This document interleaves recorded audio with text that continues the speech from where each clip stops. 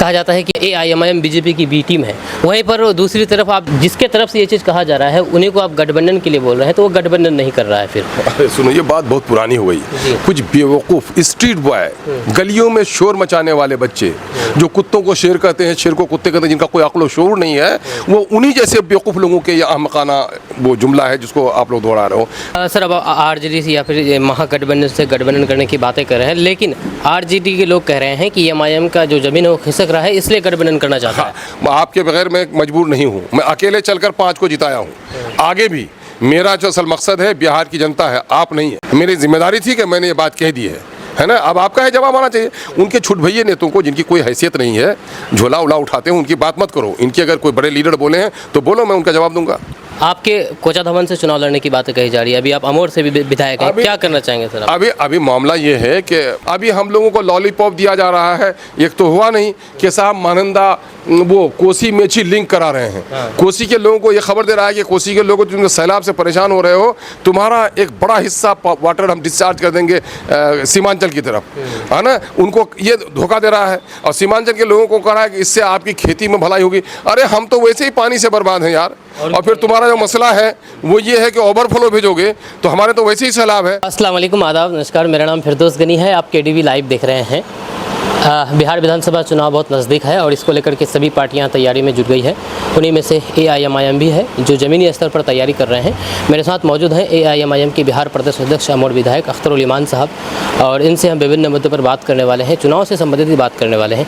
तो सबसे पहले सर, स्वागत है आपका हमारे चैनल पर। जी बहुत बहुत शुक्रिया।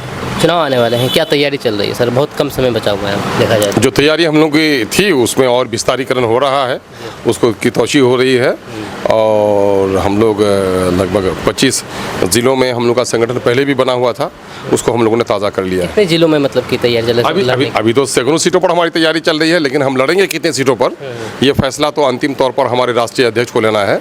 और फिर अब वक्त और हालात क्या होते हैं, हम लोग एक कोशिश में हैं कि ज़रा सा सेकुलर वोटों का बिखराव रुके। उसके लिए अगर इफ़ाम तफहीम की कोई सूरत निकलेगी तो उसके बाद हम लोग फैसला करेंगे। आपके तरफ से पहल भी की गई सर इस मामले पर, कोई जवाब आया उधर से? नहीं, अभी तक तो कोई जवाब नहीं आया है, इनकार या इकरार कुछ भी नहीं आया है। लेकिन हम फिक्रमंद हैं बिहार के लिए। बिहार में जो इस वक्त सेकुलरिज्म को तबाह किया जा रहा है, सोशलिज्म पर डाके डाले जा रहे हैं और कम्युनलिज्म को बढ़ाया जा रहा है, सांप्रदायिकता को काफ़ी हवा दी जा रही है, तो इससे बिहार का बड़ा नुकसान हो रहा है।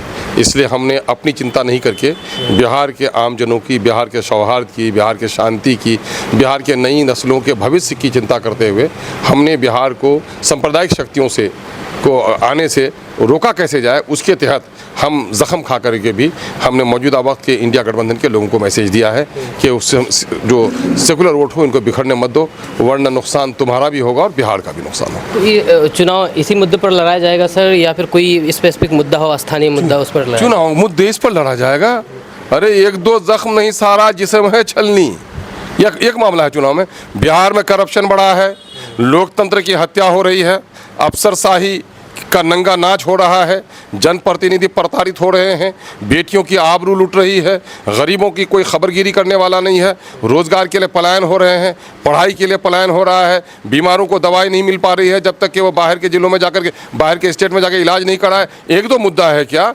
बाढ़ के क्षेत्रों में आज तक बाढ़ से बचाव का कोई काम नहीं हो सका है, कारोबार के लोगों को लोन नहीं मिल पा रहा है, सरेआम बेटियों की इज्जत लूट रही है, बैंकों में डाके डाले जा रहे हैं, आभूषण की दुकानों को सरेआम लूटा जा रहा है, मुसलमानों की मॉब लिंचिंग हो रही है, दलितों को नौकरी से वंचित रखा जा रहा है। एक दो मुद्दा है क्या सर? सीमांचल में बाढ़ की समस्या बहुत ज़्यादा है सर। अभी बरसात आने वाली है और बरसात में जाहिर सी बात है, बरसात से पहले एक बार बाढ़ भी आया, तो बाढ़ को लेकर के कोई ठोस काम नहीं हो पा रहा है सर इस पर। देखिए, पटने में और दिल्ली में बैठे हुए लोगों को सीमांचल की चिंता नहीं है। अभी बहुत दिनों के बाद मरहूम तस्लीमुद्दीन साहब के ज़माने में, मैं उस वक्त पहली बार MLA बना था, तो यहाँ से महानंदा बेसिन के प्रोजेक्ट को केंद्र से मंजूर कराया गया और उसके प्रपोजल को बिहार से भिजवाने के लिए मैंने बड़ी मेहनत की। लेकिन आज ये 2008-9 में ये मामला हो गया था और आज 15 साल के बाद भी ढाक के 3 पात हैं। अब तक वो महानंदा बेसिन का जो फेज़ 2 है उसका काम आज तक शुरू नहीं हो सका, जिसके नतीजे में है कि इस इलाके को बाढ़ से और कटाव से नहीं बचाया जा रहा है। इस इलाके में जो बाढ़ है वो उसको फ्लश फ्लड कहते हैं। अचानक पानी आया और बह के चला गया। जो सबसे बड़ा मसला है कि हज़ारों एकड़ ज़मीन जो फसल की है वो कट जाती है और हज़ारों परिवार जो है वो उनका मकान कट जाता है, उनका मुकद्दर पानी में बह जाता है। ये नेपाल की वादी से लेकर कटिहार तक के इलाका, मनिहारी तक का है पूरा इलाका। उधर आप अमोड़ बैसा को देख लीजिए, आप देख लीजिए अररिया को, पूर्णिया के पूर्वी हिस्से को, और किशनगंज और कटिहार को तो पूरे तौर पर ये है। और आज तक इन लोगों का कोई मंसूबा नहीं बन पाया है।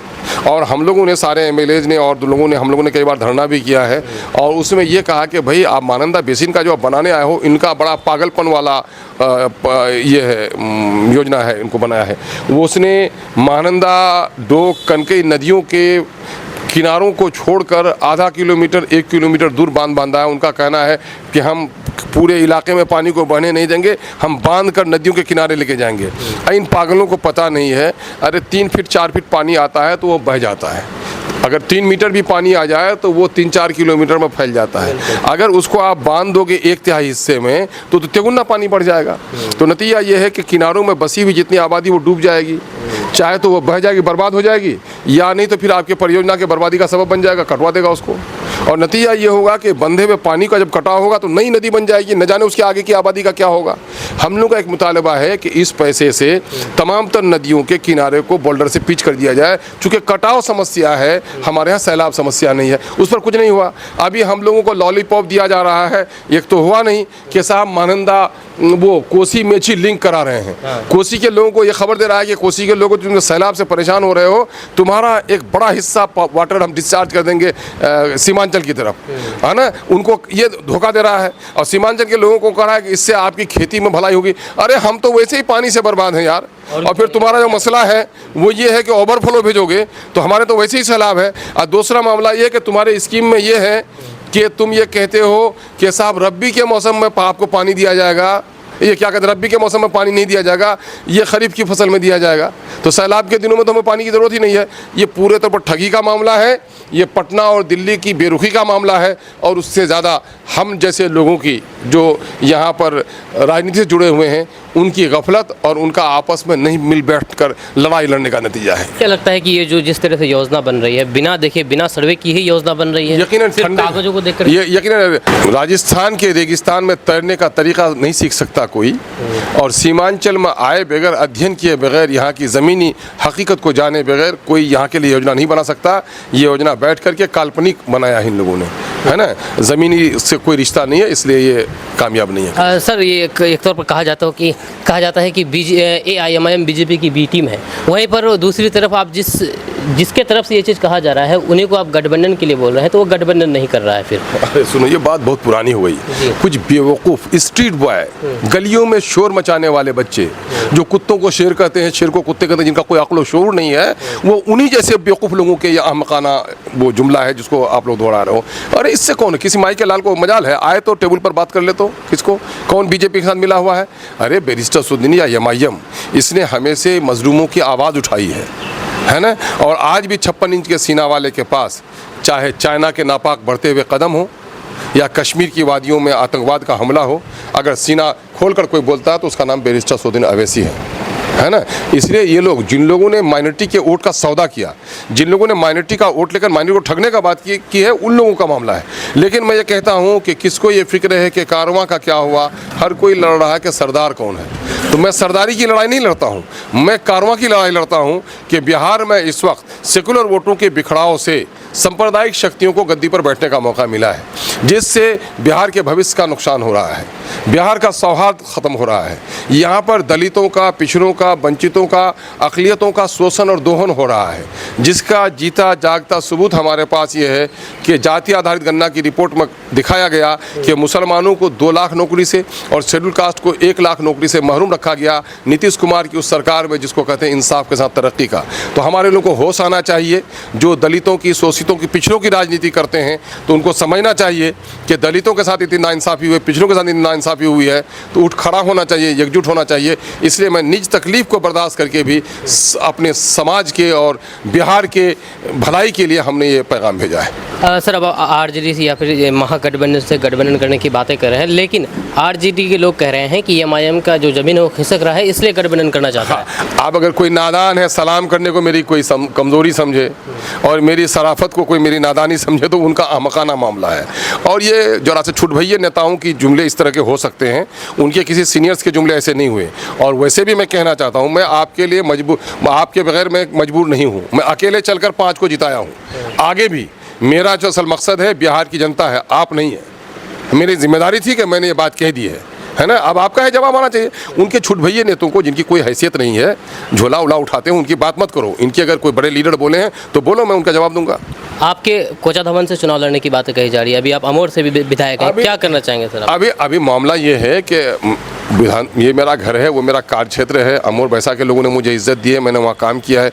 ये घर है तो यकीनन घर के लोगों का मोहब्बत होती है। अभी हम लोगों ने कहा कि अभी वक्त काफ़ी है, बिहार में अभी बहुत सारा कुछ अभी इलेक्शन से पहले होना है। ज़रा दम पकड़िए, हम लोग जहाँ लड़ेंगे तो अच्छा से लड़ेंगे, और जहाँ लड़ाएंगे भी अपने पार्टी को तो अच्छे लोगों को लड़ाएंगे। कोचा धवन भी नज़र में है सर आपको? आपको चाहो तो मेरा घर रहा है, मैं इसको नज़रअंदाज कैसे कर सकता हूँ? और अभी पार्टी ने कोई फैसला नहीं किया है। हम लोग सब कुछ करेंगे, लेकिन इसका फैसला तो हमारे आला कमान करेंगे ना। वक्फ मामले पर क्या कहना चाहेंगे सर? वो देखा जाए तो पूरी तरीके से शांति मतलब कि बनाए हुए हैं कुछ? नहीं, शांति नहीं, हर जगह बेचैनी एक ज्वालामुखी है, बिहार के पूरे देश की अक़लियतों के दरमियान में है। ये कानून, जो काला कानून मोदी ने बनाया है, ये भारत के संविधान के आत्मा के विरुद्ध है। ये काला कानून मुसलमानों के मजहबी आज़ादी को हड़प करने की है। ये काला कानून दस्तूर ने जो हक दिया है मुसलमानों को, उसके खिलाफ है। इस काले कानून के जरिए से मोदी हिंदू और मुसलमानों को लड़ाना चाहते हैं। और अभी सुप्रीम कोर्ट ने इसको हिदायत की थी 17 अप्रैल को कि तावख्ते के फैसला ना हो जाए, इस मामले में कोई कदम नहीं बढ़ाना चाहिए।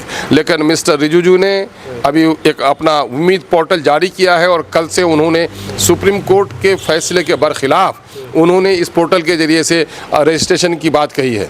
इसके खिलाफ बैठेंगे नहीं, बल्कि आज ही हम लोगों ने मीटिंग की है अंजुमन इस्लामिया में, और इमारत शरिया बिहार, उड़ीसा और झारखंड के अमीर मोहतरम की जानिब से और दीगर मिली तंजीमों के सरबराहान थे, जमीयत उलमा, जमीयत अहले हदीस के, सब लोगों की जानिब से ये हुआ है कि 29वीं तारीख को जून में एक इनकलाबी इजलास होगा गांधी मैदान में। चुप बैठने वाले हैं। मुसलमानों के लिए ये कड़ो और मड़ो का नतीजा, अब लड़ो या मड़ो का फैसला को लड़ाई आ गई है। इसलिए कि तलाक का जो कानून था, तलाक के कानून में अगर हम अदालत में नहीं जाएंगे तो अपने आलिमों से हम वो करा लेते। जहाँ तक मामला एनआरसी का था तो सरहदों में कुछ लोग परेशान होंगे, लेकिन ये तलाक का ये जो वक्फ का मामला है, पूरे हिंदुस्तान के मुसलमानों का मसला है। और ये मसला सिर्फ हमारा ही नहीं है, बल्कि ये कल आज हमारी, कल उनकी बारी है। दूसरे अल्पसंख्यकों का भी मामला खड़ा होगा। और ये कानून दफ़ा 14 दस्तूर के कानून के नज़र में सब बराबर हैं, तो हिंदू न्यास परिषद के लिए भी होना चाहिए, हिंदू औकाफ के लिए भी होना चाहिए, लेकिन मुसलमानों के लिए ये अलग से कानून बनाया गया है जो बिल्कुल सरासर दस्तूर का उल्लंघन है। इसके खिलाफ आखिरी लड़ाई मुसलमानों को लड़नी होगी, वरना मुसलमान आज इज्जत से जी भी नहीं पा रहा है और कल इज्जत से उसकी लाश भी दफनाई नहीं जा सकेगी। ठीक, बहुत बहुत शुक्रिया सर। ये अख्तरुल ईमान साहब हैं, AIMIM के बिहार प्रदेश अध्यक्ष। आपका इसके बारे में क्या कहना है? हम दोनों के बीच में जो भी बातें चल रही है, अपने नीचे कमेंट बॉक्स में कमेंट करके ज़रूर बताइएगा। मिलते हैं नेक्स्ट वीडियो के साथ। जय हिंद, जय भारत।